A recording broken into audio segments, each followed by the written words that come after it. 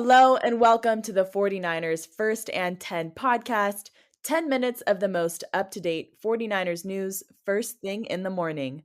I'm your host, Brianna McDonald, and I'm joined by 49ers team reporter Lindsay Pallares and special guest Baltimore Ravens broadcast host Melissa Kim. Melissa, thanks for joining us. Thanks so much for having me, you guys. Really excited for this game. Yeah, so before we dive into the matchup of some of the best teams in football, we do have some updates from head coach Kyle Shanahan following the 49ers Cardinals game on Sunday. Lindsay, what's the latest from the head coach? So the 49ers certainly came out of this game much healthier than the last few weeks. As we all know, there were 9 names entering the weekend against the Cardinals. 4 new names are on the injury list, and head coach Kyle Shanahan did provide some of those updates on Monday. Cornerback Deommodore Lenoir is suffering a rib contusion. He's day-to-day. Defensive lineman Kalia Davis, who was an important depth piece for the 49ers defensive front, did suffer a high ankle sprain and he's expected to be out a few weeks. We also have defensive lineman Cleveland Furl. He has an ankle injury, just day-to-day with him. And then wide receiver Juwan Jennings, who is the 49ers third down specialist, is in concussion protocol.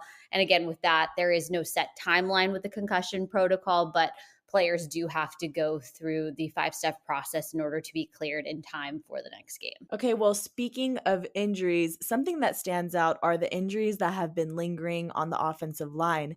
Yet that unit didn't allow a single sack on Sunday.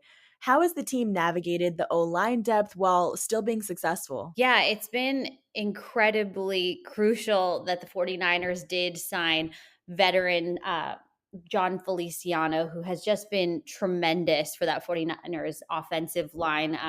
He is really the piece that was brought in to be the swing offensive lineman for the 2023 season. And you've really seen him work in at both right and left guard to address those 49ers injuries, especially through weeks 11 through 15.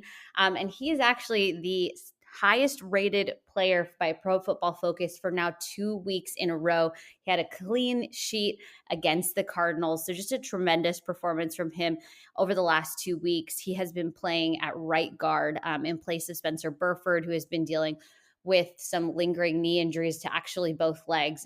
So just a really hats off to him. It's been a really good person to have there and an incredible depth piece as the 49ers are in the midst of this playoff push. Definitely great. Now, looking ahead to Monday Night Football, Melissa, the Ravens have been on a roll over the past few weeks.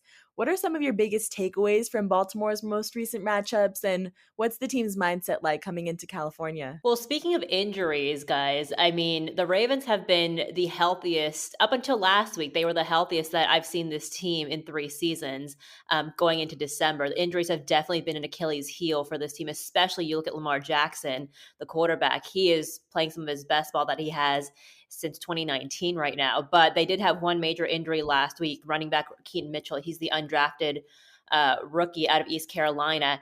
He was balling, to say the least, up until that point. Really broke out after he was on IR to start the season. He was averaging about 8.43 yards per carry. That's the highest in NFL history for a back with 40-plus carries. That is such a blow to this game's run game. Unfortunately, he suffered a knee injury that will put him out for the season, that according to head coach John Harbaugh, who told us that on Monday. But in terms of the rest of the team, I mean, obviously having Lamar Jackson, as much as he has tried to fight this narrative, he is one of the best quarterbacks at running the ball. But he's really been patient this season and really tried to show how much he can throw the ball as well. And we've seen that a lot for this team in the last 2 weeks, especially against the Rams. So at that point in that game, at halftime, they'd only had 8 carries in the first half on the ground, which is highly unusual for this team that really has – this franchise historically has been so strong on the power run, on the run game. So it's really a shifting, I think, of the offense in terms of where where their game plan is. And you look at the wide receiver room on this team too. You have guys like Odell Beckham Jr., Zay Flowers, Rashad Bateman, Nelson Aguilar has quietly become one of the most reliable receivers for this team this season. And so that has shifted a little bit. And, the team is has been saying, in terms of when I've talked to the guys in the locker room, they've been saying, you know what, we know we're usually a run heavy team, but hey, the pass game is working for us right now. So we're just going to go with what's working for us. And in terms of the defense, they have definitely dominated for the majority of the season. They've been playing some great ball. They have had some struggles against the run in these last two games, and that's something that they absolutely know. And in talking to Roquan Smith and Patrick Queen, their two middle linebackers who really have led this team, they're saying, we know that we have to get better at that. That's something that they're definitely focusing on, especially when they've got to face a guy like Christian McCaffrey on Monday. Well, both teams will definitely benefit from the rest that comes with a Monday Night Football contest regarding the injuries that they're both dealing with. But Lindsay, it's like Groundhog Day for the Niners. They wake up and it's another week of a big time contest against a powerful team. But this week is seriously going to be a test.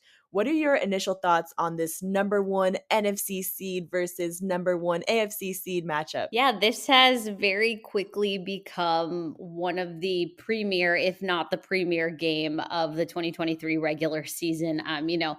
It's hard to completely ignore the noise outside the building, like you mentioned. Top two teams in the league matching 11-3 records.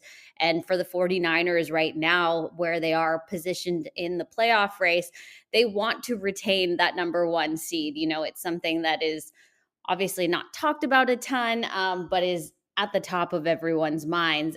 So the goal here is to run the table, to ensure that everything goes the way the team wants it to. And this is going to be an incredibly challenging matchup. It's also got the hype of being on Christmas Day. It'll be the first time that the 49ers play on Christmas Day since 1993. And I thought this was a really cool fact that I found reading, is that this is the first time since that same year that two teams sharing the best NFL record met in week 15. So again, just all the hype going into this game. Obviously a very important game for the Baltimore Ravens as well, who also want to retain their playoff positioning. A lot of people are saying that this could be a preview of a Super Bowl matchup.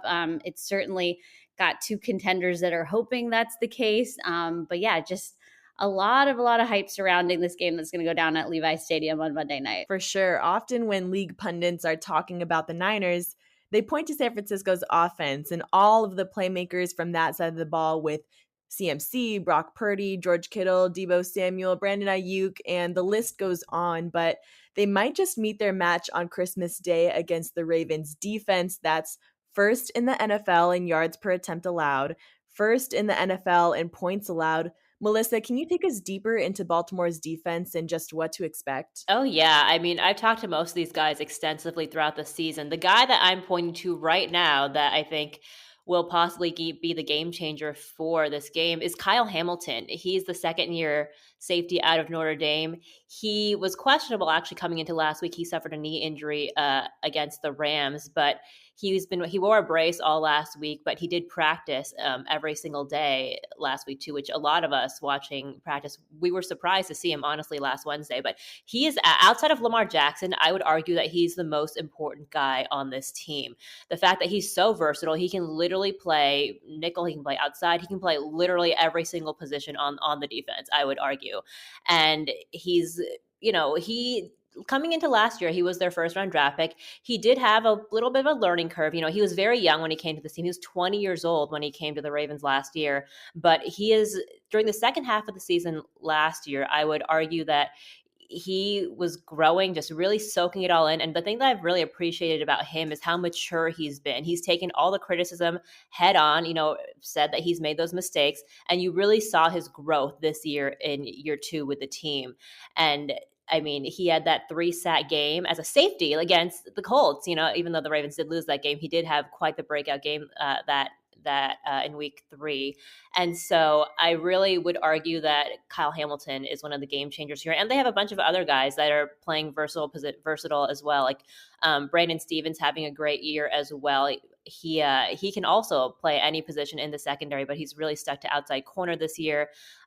They do have Marcus Williams, another safety who did come out of the game with an injury last week against the Jaguars, but he is definitely one of those aggressive ball hawk kind of guys too. Geno Stone, second in the league right now in terms of interceptions. He's not even the starting guy, and he's had quite an excellent season too.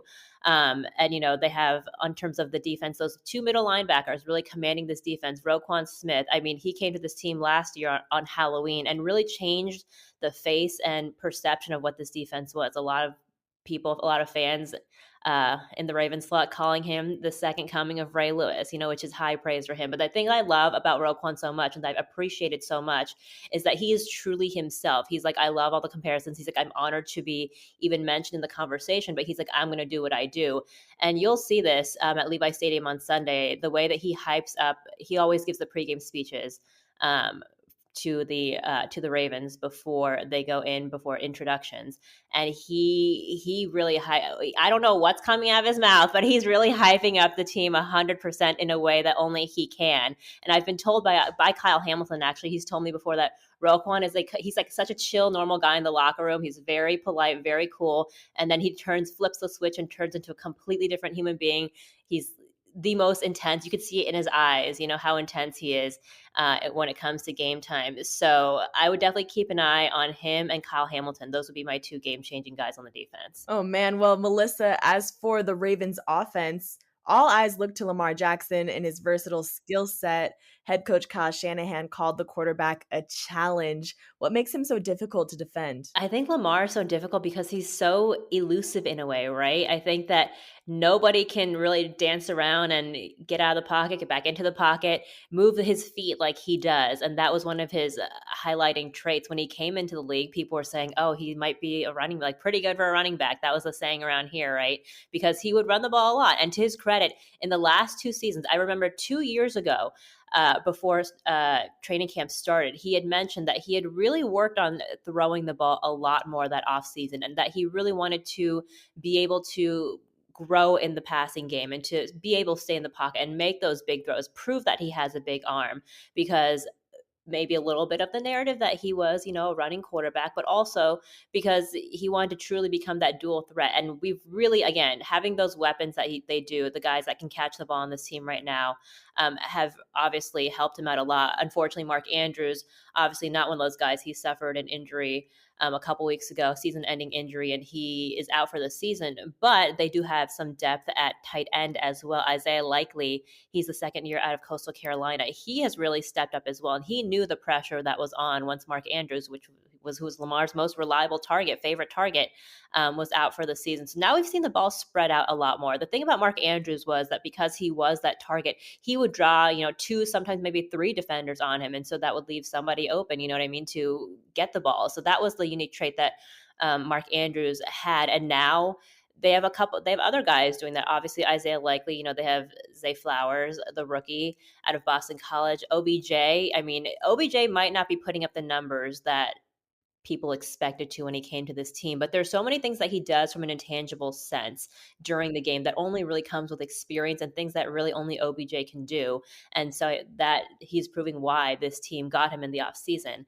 And so, yeah, this O-line is playing, the pass protection on this team has been pretty good these last couple of weeks. We hear from the running backs, from Gus Edwards and Justice Hill, about how they're getting involved in that too. So a lot of versatility for this offense. They have a first-year offensive coordinator this year, Todd Monken, who came from Georgia, who won back-to-back national championships at the college level, who has definitely changed the playbook up quite a bit. You'll see Lamar Jackson making those big, deep throws that we might not necessarily have seen in the last couple of seasons, but he knew that he could make. Absolutely. Well, before we wrap up this episode, let's highlight some things for the faithful to look out for this week. Lindsay, as you're watching watching practices leading into Monday Night Football, what are some things you're going to be monitoring from the 49ers? I think for the 49ers, certainly injuries, particularly to that interior of the starting defensive line. Speaking specifically about defensive lineman Eric Armstead and Javon Hargrave, both who were deeply missed in terms of the run defense in week 15. Head coach Kyle Shanahan said that we'll have to see, was his direct quote, about how they progress throughout the week. It does seem that they may have a chance to return to practice and possibly play. But again, we're going to get more updates on that come Thursday, which is when the 49ers practice starts. And then, of course, if you're looking out for a couple guys in this game, I would say keep all eyes on Christian McCaffrey and quarterback Brock Purdy, who are, again, being talked about a lot in the MVP race. They're talking a lot about each other, offering mutual praise. So just continuing to see how they wow and amaze. They've been putting up incredible numbers in their own rights for the entire season. All right. Well, that will do it for today. Thank you so much, Lindsay and Melissa, for joining me in this update.